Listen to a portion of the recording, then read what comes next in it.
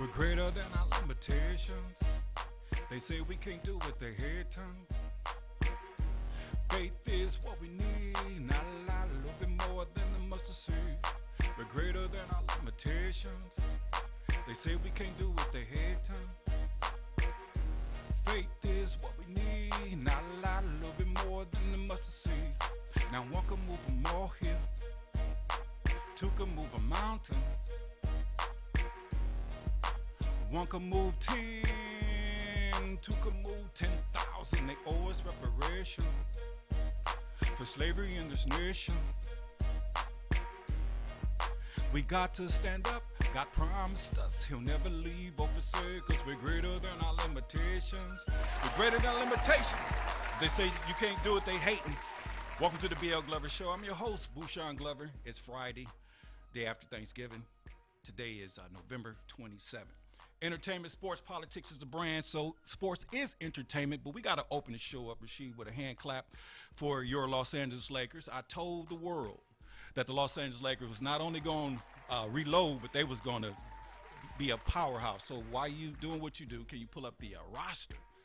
Because we need to speak on the new acquisitions of the Los Angeles Lakers. Because if you told me the Lakers will win the championship and then get better, but when you're talking about a franchise like the Los Angeles Lakers, there's never a one and done.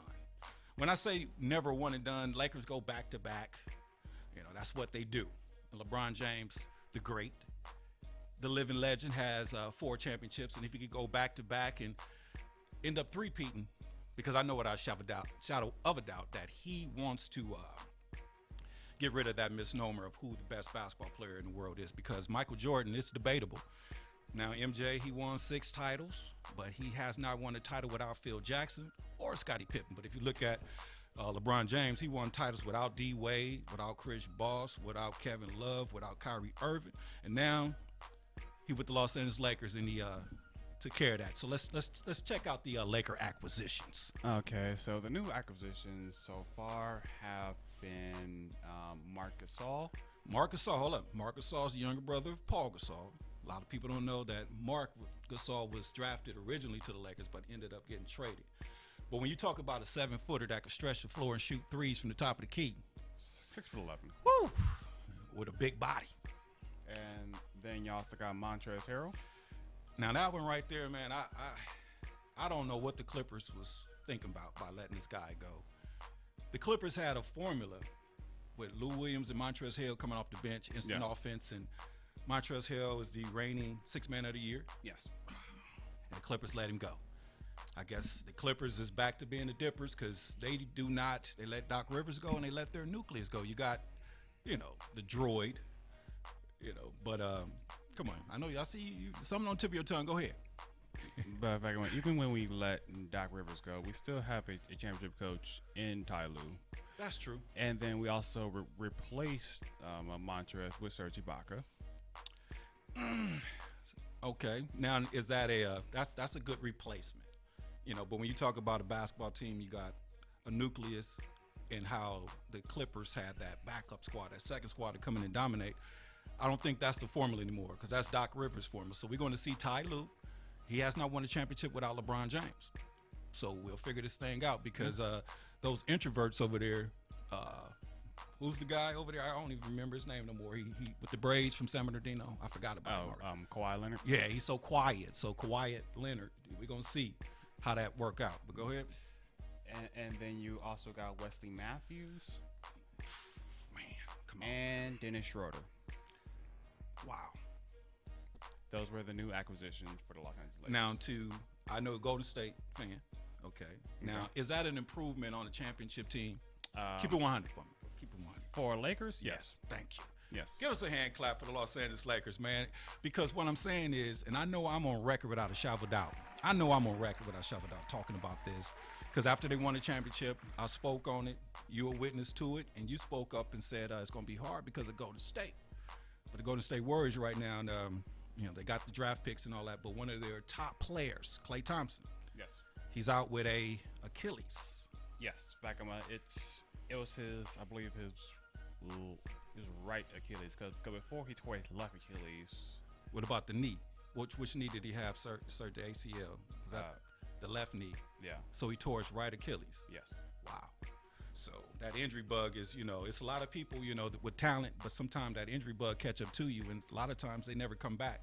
But I will say, as far as draft picks, one of the top teams actually got a good draft would be the 76ers. Yeah. Read off their draft picks. Okay, hold on. Let me actually go over to 76ers. Entertainment, sports, politics, and money. You are tuned into the BL Glover Show, streaming live on Better Black America TV, and streaming live on all your podcasts, all your streaming services online. Go ahead. Okay, so their acquisitions, they got Seth Curry. They got Danny Green. Wait. Okay, Seth Curry. Go ahead. Danny Green. Dwight Howard. That's 76ers? Yes. Okay. And those were the actual. Well, Doc actually picked the Sun up. Yeah. I mean, like I said, the East always. Stepson. Okay, got you. But the East, like I said, the West, when the last time the East won a championship? The last time the East won a championship was when LeBron was. Okay, so now he in the West, and he's about to go back to back. Cavaliers. And he about to go back to back. Wow, that's crazy. Entertainment, sports, politics, and money. Now, this sports and entertainment is pretty much the same thing, because right now we're being entertained because we got a big fight tomorrow. We got a big pay-per-view fight that I don't know nobody that's paying for it, so I'm going to have to figure out how to find somewhere to watch this fight. Yeah. And that I'm not going to get in trouble for that heavyweight fight, man, that's Roy Jones versus Iron Mike Tyson. And I think Mike Tyson's, 54, 53? How old is Tyson? 54. Tyson's 54. How old is Roy Jones? 51.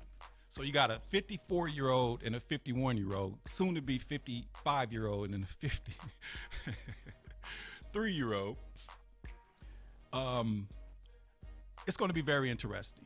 And my engineer asked me before we even started the show who I was rooting for. And I told him, drum roll, please. You got a drum roll? Yeah. Actually go to it. Drum roll, please. Because I'm going to give my prediction. And the Better Black America TV Bill Glover Show, Roy Jones. Roy Jones is going to beat Mike Tyson. Because Mike Tyson talks too much crap. And he don't respect Roy Jones. Roy Jones is probably going to be the fastest boxer he ever even been in a ring with, ever, even at the age of 54 years old. I think y'all must have forgot who Roy Jones is. Okay. And this is not to actually discredit Mike Tyson. Go ahead. Because Mike Tyson, you've seen the actual training videos, right? Yeah. Edited training video. Edited? Okay. Yeah, train it like look at Floyd Mayweather. Floyd Mayweather will let the cameras in, go through the workout, but when it's time to spar, the cameras got to go. And that's what Roy Jones has been doing. He let you see his little workout, whatever, but when it's time to spar, it's like boxing is a sweet science. You think Roy Jones is going to sit right there in front of Mike Tyson and let him do that?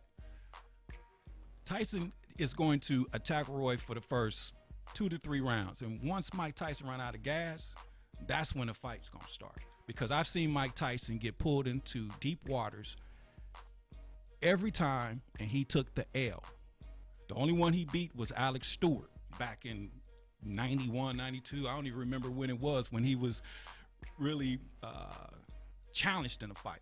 But tell that to Stephen A, because Stephen A, he sounds scared. Scared for who? Scared for Roy Jones. Okay, well, that's Stephen A. And this is why I have to go on record, because we look at Sports Center and we look at these guys, we see them on TV. So the only thing I could do is dress like them. I'm not on the network, but we look at them and believe that because they're on those major networks that they're experts. Stephen A. Smith is an entertainer. Probably the expert would be Max Kellerman, the boxing guy. So basically, who Max going for? Max Kellerman. He's going for Tyson. Okay. Well, like I said, wherever I go to watch the fight, I'm betting 5 people $20 on Roy Jones. So either I'm just going to give some money away or I'm just basically going to make a point. Because living in 2020, I guarantee you the outcome will not be what most of you people expect.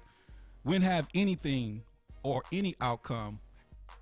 The expectation came out what we was looking at. We right now in 2020.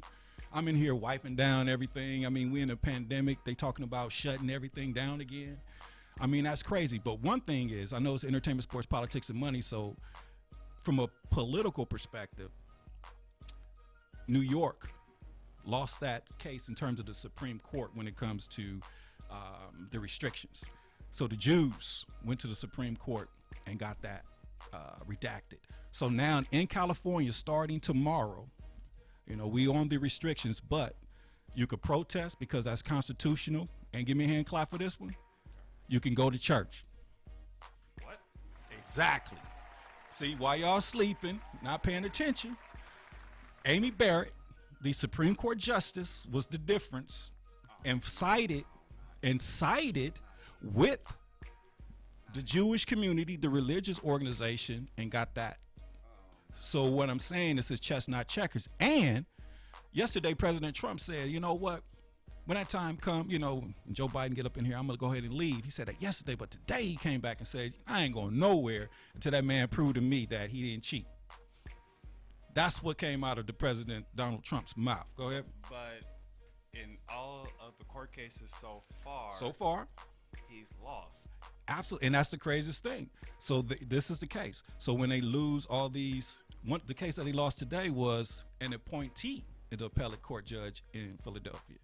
So the judges that he's appointed are actually doing their job and saying, you know, there's nothing that we could do to actually change the election or even make people think that there's any type of fraud.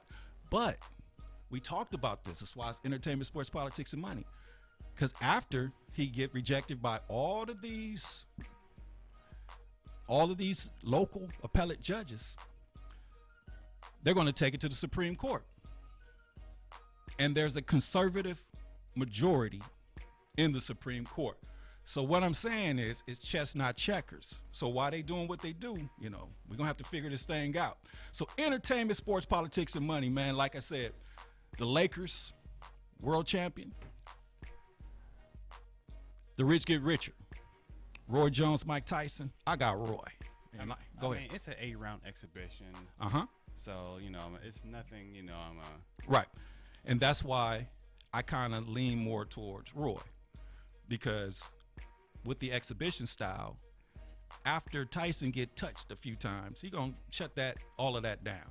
So it's going to be crazy how you guys watch two old men. But it's also it can also go the other way around, where Tyson break his ribs, knock his head off his shoulders. Yeah. Okay. That's the obvious. But we're in 2020. So, gentlemen's bet, bro. $1. Listen, we're not even going in round and none of that. So it's an exhibition. Right. I'm thinking it's going to go 8 rounds, and Roy Jones going to touch Mike Tyson more than Mike Tyson touch him. That's what I'm looking. That's the strategy for me if I was Roy Jones. And the odds, it's in favor of Mike Tyson. Mike Tyson is at a -220, and Roy Jones is a +170, and draws like +1200. Over and under like 7.5 rounds. Over +150. Under -180. Man, that's for that. Okay, hold up. I guess I might take those $20 instead of betting. I might bet the over 7 rounds. Okay. You know, I might look for. Let me go ahead and redact that. I might have to look for the teaser because Vegas they help us out. So, you know, you can put that. You know, you can make some bread. So that's straight up. That's OG gangster style. Right. Go ahead. And then like the other fight that I'm in on the card, you got Jake Paul versus Nate Robinson. Wait. Nate Robinson, who?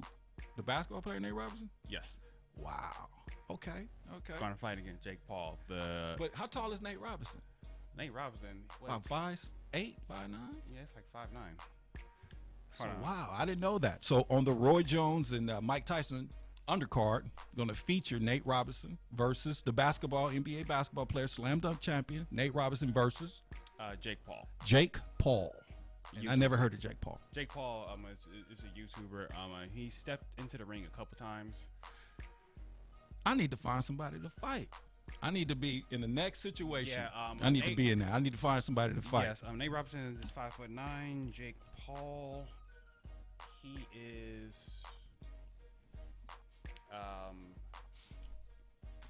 well, technically he's a white guy too? Yes. Ooh. He's 6'1". All right, Nate. Hey, Nate. Hey. Now, all right. Don't have a great white hope, man. And I know Nate Robinson is basically saying I would take on. I'm a professional athlete. So boxing, athletes are athletes. So I know that in his mind he got the edge. In his boxing record, he's 1-1. Nate Robinson? No, okay. No, Jake Paul. And he probably fought another YouTuber or somebody. Not nobody of any significance, right? Let me actually, because he fought another YouTuber, KSI. Wow. I'm about to go watch this fight. I mean, because you don't want to miss it. You know what I'm saying? So entertainment, sports, politics, and money. So entertainment, sports, politics, and money. We merge them all. But right now, got the Tyson fight tomorrow, Thanksgiving weekend. But in terms of entertainment, sports, politics, and money, politics.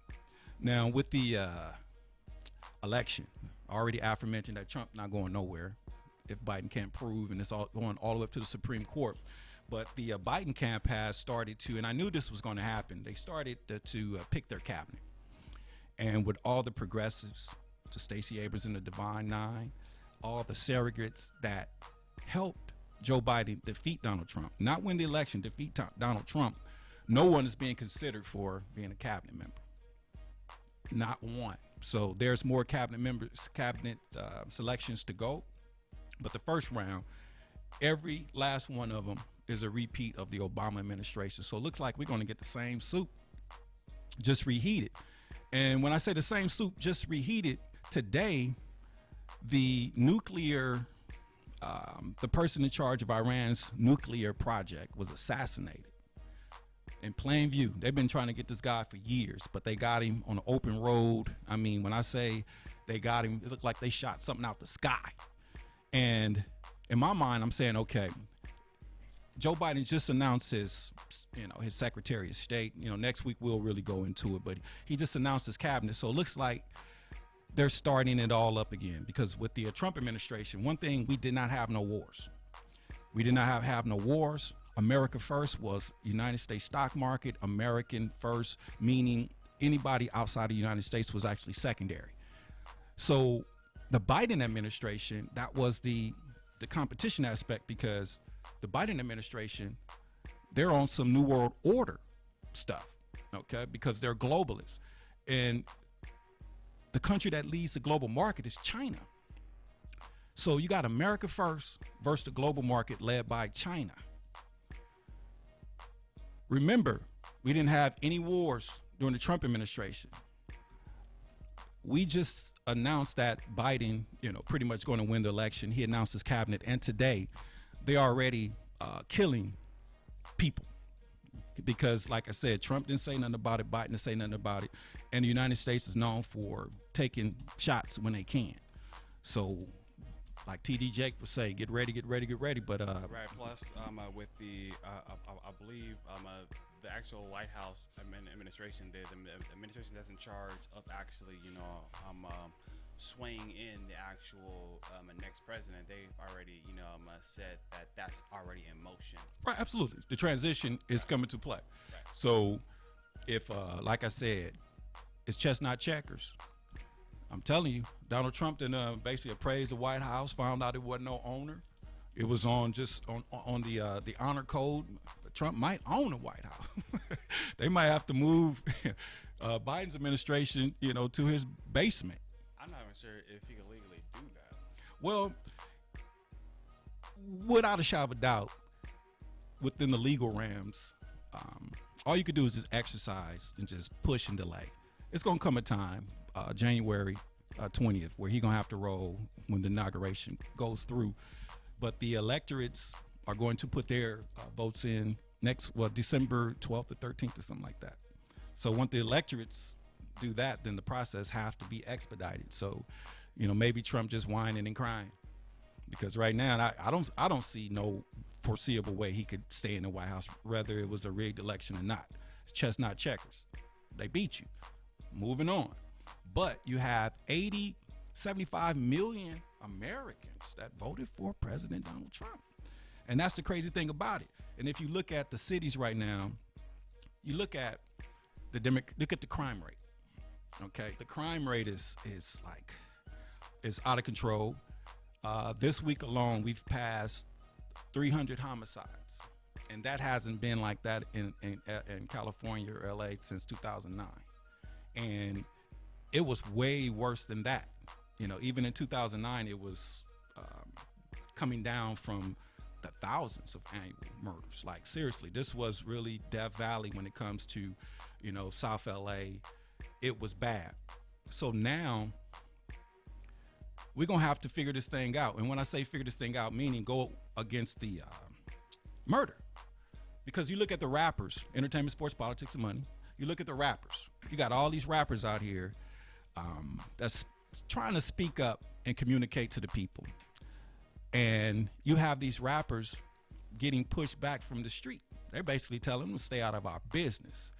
You know, but we're going to have to intervene because it's not a good thing, because it seems like they want a sequel. It seems like they want to repeat the same behavior. They usually let it get bad, but what I'm saying is they're getting their ducks in a row to start locking people up, to start charging people. So please, as a people, as a culture, we're going to have to flip it, because the youngsters that's coming up in the game right now, the one to name a few, King Von, because that situation, you know, I kind of got caught up with that situation, and I started looking at interviews and things like that. And I saw an interview with this young brother on Breakfast Club maybe 4 or 5 months ago, and he was talking about how he was in jail and he beat a murder trial. The youngster was saying he did years in jail and they didn't even have a trial. So about time the trial came up, he spent almost 3 to 5 years in jail, and then he was acquitted for the murder. And then he get out, he rapping for 2 years, rich, and then now he's dead because of the streets. The streets will catch up to you. So how these youngsters are turning their lives around, they don't even get an opportunity to enjoy life. They don't even get an opportunity to take care of their family, to build or anything. So before these youngsters even have an opportunity to be something or somebody, they're getting taken away. And if you look at it's not about flesh and blood, it's powers and principalities, okay? So to continue on this scale, or to continue on this slippery slope, is not a good thing, and we have to speak on it. And some of the other independent rappers that's in the game, they started, I saw a youngster, I don't even know his name, but he said he don't do videos, he don't do none of that, but he said he had to because of what's going on in the world today. And he's basically calling out our generation, Generation X, because he said there's nobody coming into the hood giving us applications. There's nobody coming to the hood helping us out. There's nobody coming to the hood giving us an opportunity to do something other than what you guys are telling us not to do, because they're in a war zone. And it's all about ego. It's all about emotion. It's not about respect. And that gunpowder is the reason why the white man was able to take over and conquer the world. Because once he connected with China and got that gunpowder, could you imagine being in Africa and you sitting there chilling, you know, you shooting stuff and arrows, and then you see a white man, never seen one before, but he's on an animal. Like, wait a minute, what is that? And then you walk up to him and you got your little bow, whatever you gonna do, your combat, you a warrior. And this man takes some little shiny thing and pow, blast you, and somebody witness it. Could you imagine them trying to go back and articulate what they just saw? Can you describe that? White man, blue eyes, on a horse, pull something out, and it blew the body off of the person I was with. And that's where the term white devil comes from, because that was a devil to them. To see something that can kill you and you don't even have it's not even fair. That's why back in the 80s and 70s and 80s, we would have to fight. But nowadays, nobody fight because you could be Bushwick Bill, rest in peace, a little midget, and mow the whole block down. I mean, back in the day, you had to, you had to throw them, you had to chuck them. That's when it basically showed if you was, worth hanging out with or not. Because when it went down, we needed to, go back to back and handle our business and come back and talk about it, whether we got touched, whether we got some lumps or whatever, but we lived to see another day. But right now, with this gunplay, this has to stop. And they're going to put laws in play, okay? Because growing up in the 80s, like I said, we're going to have to start telling our stories. Because if these youngsters can hear our stories, I think they would at least think twice about what they're doing, because death in jail is what's going to happen. And even one of the people that was responsible for starting, one of the Crip sets in South LA, Tookie Williams, who had the death penalty, and before they actually killed him, because he was convicted with the death penalty, before they killed him, he was a gang advocate trying to stop people from gang banging. He was trying to talk and communicate and let people know that it was the worst thing that they could come up with. And to even validate that point, this brother was writing children's books, because he understands it's better to raise strong children than to repair broken men. So growing up in the 80s, now looking at the situation, entertainment, sports, politics, and money. Now, I'm connecting the murder to the entertainment aspect of it, because it's a vicious cycle to see people in the music industry die. And it's a slogan that you make more money from dead people from a record label perspective.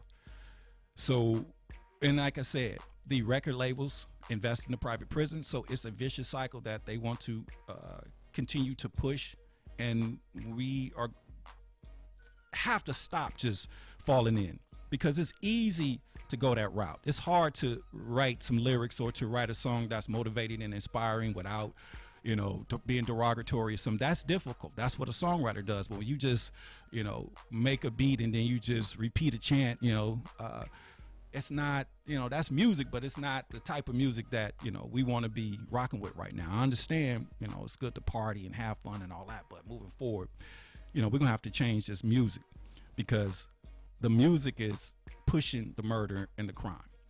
And the youngsters, not the youngsters, but in general, people from LA, we got to start talking about our story. So I'm going to share this story about the guns personally, because it's the BL Glover show. So moving forward, it's our 8 episodes. So at least you get to know a little bit of my history, that, I'm just not coming up with this stuff. I lived it. I didn't fly here. I grew here. And my whole family, everything, the whole network is right here in South LA. And if you look at how hot South LA gets at times, we influence the country. Matter of fact, the world.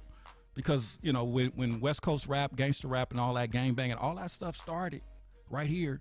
So since we influenced the world, we could flip that script and, right that wrong.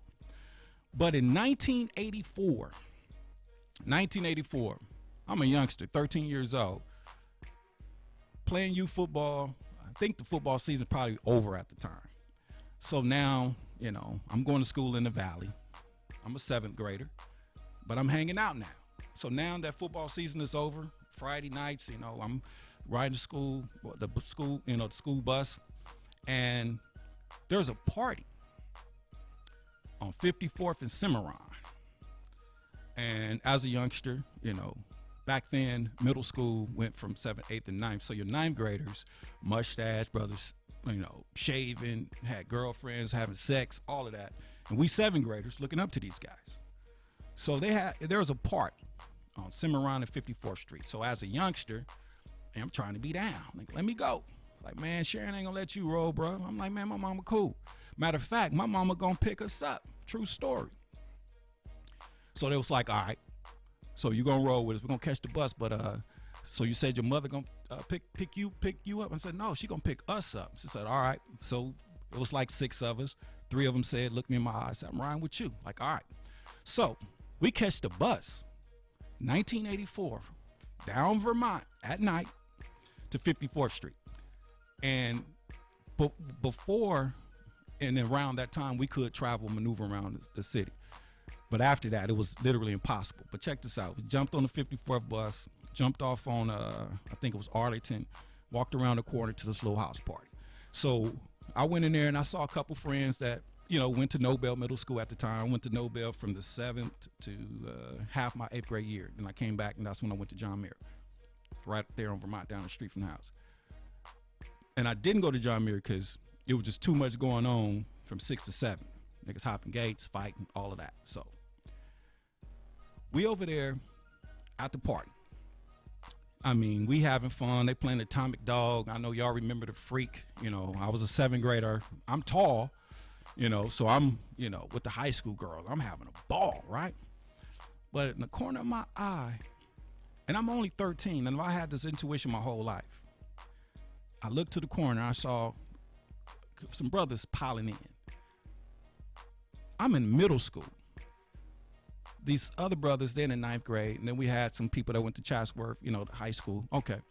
So I'm looking around. I'm seeing some shade. When I say shady characters, I mean shady characters looking like they up to something. And I'm looking around at my people, and I'm like, y'all don't see these brothers just came up in here? I'm 13.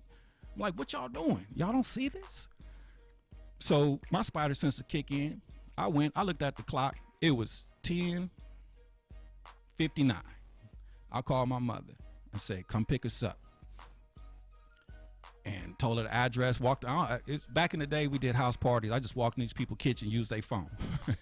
So when I called my mom's, she's coming to pick us up. So I think they playing slow songs, and these 9th graders and 10th graders, they're in there doing their thing with the girls and kissing and grinding, touching, doing all the things. So tap them on the shoulder, hey, mom's about to come. And they like, all right. So when my mother got there, I came out by myself. She was like, where your friends at?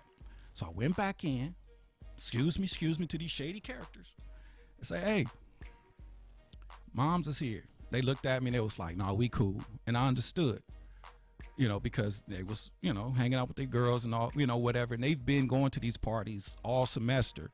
This was my first time because football season is over. So came back out, hey, they're going to figure it out. So went home.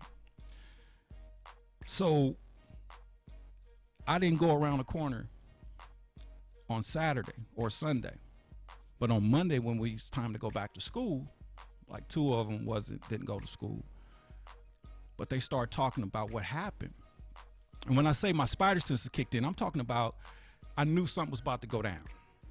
So apparently these shady characters that entered this party on Cimarron and 54th Street, right over there by Van Ness Park, start putting hands on everybody.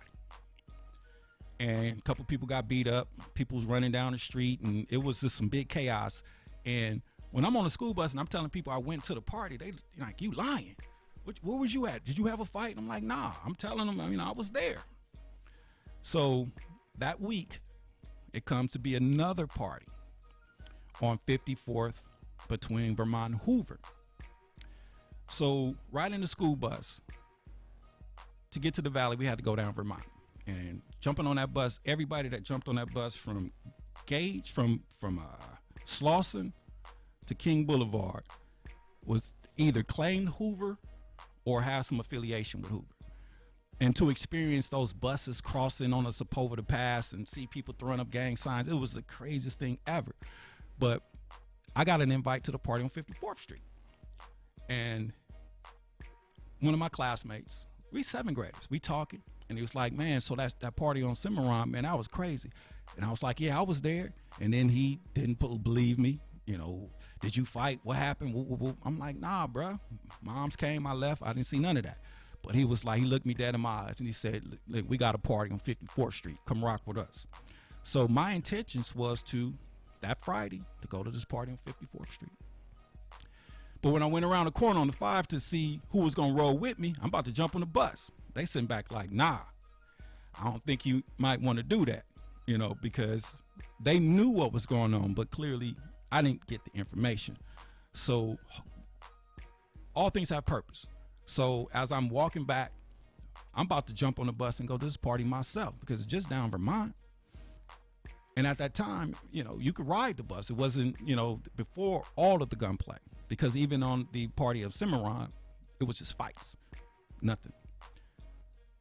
So I'm on my way to go to this party, but there's a party on my street, and on my street it was a crazy pocket, and they having a party. You know, it's a gang party, whatever, but that's my block, my street, so clearly I'm welcome. I could do whatever, you know, so I ended up going over there at 11 o'clock. I went home, walked down the street, walked in the house at 11:05. Mom said, okay, you made it back, good. How was the party? It was cool, but she thought I went to the party on 54th Street, but I was down the street. So I turned the news on, and when I turned the news on, the 11 o'clock news, breaking news. There's a massacre on 54th Street. And when they showed them clips, all you see is blue khakis, white tees, K-Swiss, All-Stars, all in the street. 10 people got shot that night. 5 people died that night. And this was in 1984, when I was 13 years old. We in 2020 right now. We in 2020 right now dealing with the same thing, because even back then that pretty much ruined the house party, and the drive-by was introduced, and now 20-30 years later we still dealing with the same thing because we have no cohesive leadership, we have no strategy, and we have no plans to actually break the cycle, because we've been trained to focus just to get ours. But moving forward, we got to break the cycle, because nobody should die of unnatural causes. Right now, we running from the coronavirus. I'm sitting here sanitizing everything. They think I'm crazy. You know, I'm hanging out with my daughter. I got my mask on, and I'm telling her, I'm keeping mine on because I'm at your place. So I'm protecting you and me because you're at home. You know, but being cautious, you know, protect yourself. Because right now the cases are imploding. The cases are over 100,000 new cases. They're starting to shut down everything again. It looks like they're going to shut things down to the end of the year. But back to the story. I don't want to call no names, because recently I've been looking for the documentation on the 54th Street Massacre. And since I've Googled it so much over the last year, there's more information that's coming out. I even found the case. I even found the names and everything. And then the brother that was caught up, he's in prison, but I think he has some type of platform, because he's in San Quentin, but he has some type of platform. And these people are trying to get to the youngsters to understand, because these are their children, these are their sons. And how are we going to compete socially and economically in a world when we can't even have peace from a firearm perspective or a killing perspective? So that's why tomorrow is just a beautiful thing to me, to see Roy Jones and Mike Tyson, you know, Nate Robinson go ahead and do some exhibitions, because a lot of you rappers, a lot of you gangbangers, you hardcore gangsters, I mean, you know, we're going to have to figure something out. So if we could put the guns down and, you know, you want to be tough again, and we could put together some unsanctioned fights and bet on it. I don't know what we're going to do, but we're going to do this thing together, because we can't sit back and allow this cycle, you know, to continue. And if you look at it, they're setting it up. All of the Democratic cities, you know, I think it was the second or third episode where we read off the worst top 20 Democratic cities. All 19 were Democratic, only one Republican in that city, and that was in San Bernardino. So it's clearly a political thing. The Democrats, they're the party of defund the police. That's not a good deal. Defunding the police, and they're doubling down on it. So defunding the police, crime rate is up, murder is up. This is something that we're going to have to really pay attention to, because if we sit back and allow our elected officials, you know, like I said, they're good, you know, behind their gates, you know, with their security details, with their caravans, the whole nine. But us regular laymen, that's not a good thing for them to be sitting back just allowing things to be as it is, and allowing it to get worse, because what I'm saying is it's a revolving door. Okay, entertainment, sports, politics, and money. I tried to tell y'all, when the pandemic did what it did, and it shut down a lot of stuff, I went on record on Facebook. I talked about the travel industry. I talked about all of that stuff, right? So I said MGM, Caesars, Carnival Cruises, and Norwegian. So just think about, look at this. MGM, it's 52-week high. Entertainment, sports, politics, and money. It's 52-week high. Right now, MGM Resort is trading at $28.62. That's what it closed at. So back when the pandemic first started, $5.90 for the stock. $5.90 for the stock. Caesars Entertainment. I told y'all, Caesars dropped right after the pandemic to $6. Right now, Caesars is at $70. It's 52-week high, $74.92. So I'm showing you a trend because we're going to follow the money. We're going to follow the money. Carnival Cruises, $7.80, 52-week low, 52-week high, $51 right now. That was where we dumped all the bread because it went up to $51.94 right now, and it's at $21. So that's something you can still jump back into. So what I'm saying is entertainment, sports, politics, and money. There's going to be a entertainment show, a sports show, a politics show, and a money show. Sports show. You know, I got my cousin lined up, you know, to be my sports dude, you know, and we're going to pretty much just chop it up and allow these people with their expertise. So, you know, I would like with sports, I want the, you know, my sports heads, you know, that has a platform, you know, that's already doing a thing, that's looking to grow. We can work together. The entertainment aspect, the bloggers, the book writers, the politics, local officials. Joe Collins begging me to do an interview post-election, but Maxine smashed him. So I don't know, Joe. I don't know if the rating's going to be high on that one because, you know, they wasn't feeling the brother going up against Auntie Maxine. So entertainment, sports, politics, and money. Listen, y'all. We got a lot of work to do, and I know it's Friday. You know, I know it's Thanksgiving weekend, but I just want you to wrap your mind around not being comfortable with the position, not only you're in, that we're in. Because being comfortable, you know, could make us lackadaisical. You know, being cool, you know, it can make us complacent. But clearly, there's a lot of work to do. Now, the Science of Willie Lynch, the docuseries, it's a whole lot that's going on that's going to be happening in 2021. So with the entertainment, sports, politics, and money, spoke on the killings and the murderers of the rappers and, you know, all the gunplay with the music and all of that. In terms of the pushback, there has to be an alliance. Now you got the big dogs, you know, the Cube, the Puffies, you know, all these guys has been in the entertainment industry their whole careers, that's pretty much made money. Those individuals has enough resources themselves to be philanthropists. Now, I don't know why, you know, they choose not to, you know, but this is something that they're going to have to entertain. And this is where the grassroots come in at, because believe me, if we can, you know, in our circle have, you know, influential people with resources, we're going to have to at least have the ideas, because typically if you got the talent, you don't have the resources. If you got the resources, you don't have the talent. So this is why, you know, we call it the perfect storm, because a lot of people, you know, got special gifts and talents from God. But those people typically don't use those gifts and talents. But then you got people like me that, you know, we jack of all trades, master of pretty much what we choose to master, you know, that got the heart. And the reason I do what I do is to really show you that it's okay. There's no fear. You can get out and be vulnerable. You can sing, you can rap, you could do whatever, because at the end of the day, the gifts that God has given you and the talents that he's given you, that's your bag. So we as individuals are going to have to manifest that, unless you want to be a career worker.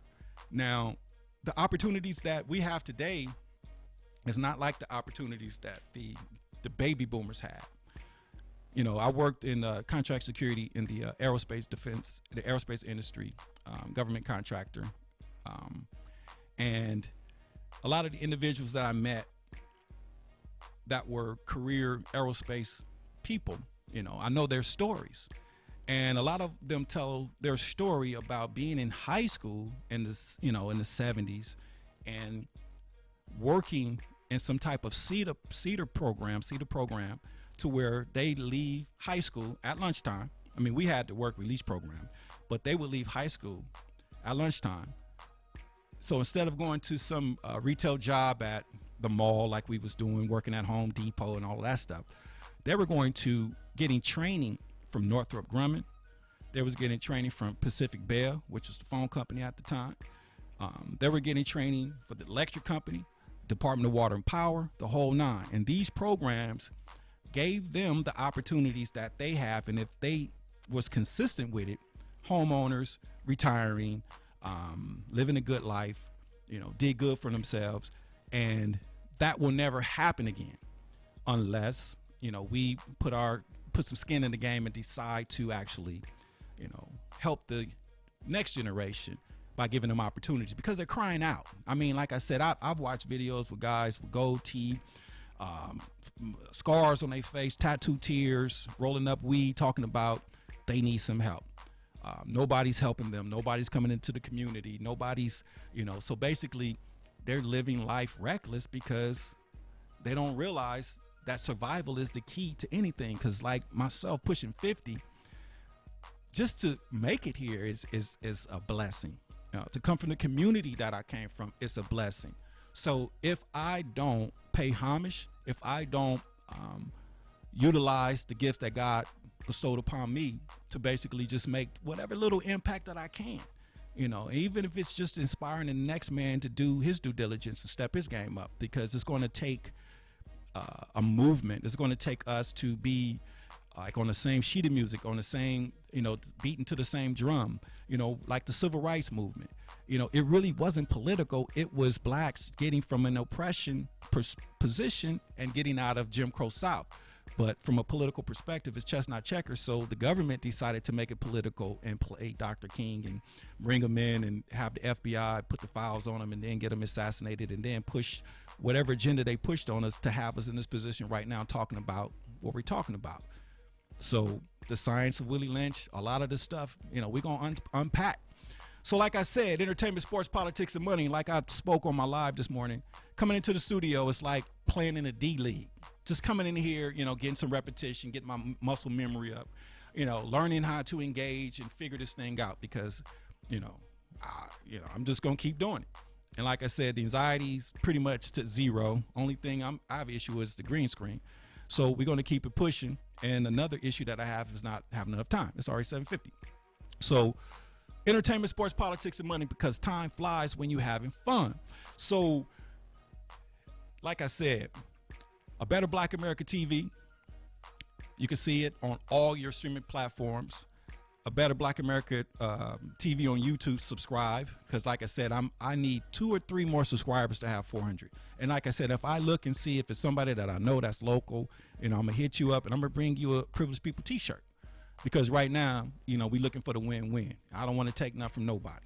Okay, it's pretty much a win-win. You know, you rock with me, I rock with you, because I don't want you to ever feel, and I don't want to feel like you're taking something from me, and I don't want you to feel like I'm taking something from you. I want you to feel like anytime that I rock with Glove or anytime I turn, you know, his show on, I'm being motivated and I'm being inspired and I'm learning and I'm understanding. And also I'm being motivated to do my own thing in terms of my research. So we're going to talk about that 54th Street Massacre. We're going to break that case down. There's another individual that I'm looking to have next month on the show. He was released from jail, from prison, by Governor Jerry Brown. He was pardoned. And while he was in prison, I believe his name is Earlonne Woods. He has a prison podcast that's popping. So I'm trying to hook up with this brother so, you know, I could get some more alpha males and they can know what the Better Black America brand is all about.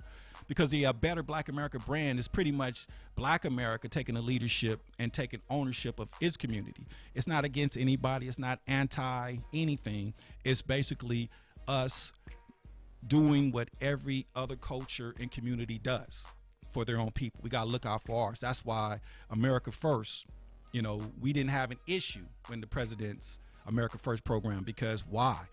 We have 400 years of equity in this nation, so why should we even entertain giving that up? Knowing the administration that's coming in, you know, they're globalists, so they are already assassinating people in Iran, you know, so we're going to see how this thing play out. But like I said, we're going to come out with great wealth because God can't lie. So in times of trouble, you know, telling the truth is revolutionary. So our revolution will not be televised, but you're going to hear it on all your streaming services and a Better Black America TV on YouTube. So with that being said, man, it's your boy Bushan Glover. We're going to get up out of here. Any closing remarks, Rashid? The only thing that I gotta say is that may the better man win right on Saturday. Okay. And let's see what happens when preseason starts on December 11th. Come on now. Come on, give a hand clap for that. So a Better Black America, like I said, the BL Glover Show, Accelerated Radio, streaming live at Better Black America TV, Friday night, 7 p.m. This your boy. And like I said, what had happened was, I said I was going to have the track, but what had happened was it's Thanksgiving weekend and nobody was there to unlock the studio. So I got to just do it one more time. Turn it up a little bit. We're going to get up out of here. Yeah. We're greater than our limitations. They say we can't do what they hate on. Faith is what we need, not a lot, a little bit more than the mustard seed. We're greater than our limitations. They say we can't do what they hate on. Faith is what we need, not a lot, a little bit more than the mustard seed. Now one can move a molehill, two can move a mountain. Hey, one can move 10, two can move 10,000. They owe us reparation for slavery in this nation. We got to stand up. God promised us he'll never leave or forsake us. We're greater than our limitations. We're greater than limitations. It's your boy, Bushan Glover, the BL Glover Show. Thanks for tuning in. Friday night, 7 p.m. Better Black America TV, Accelerated Radio. You can see the BL Glover Show on all your streaming services. You have a good one. Peace out.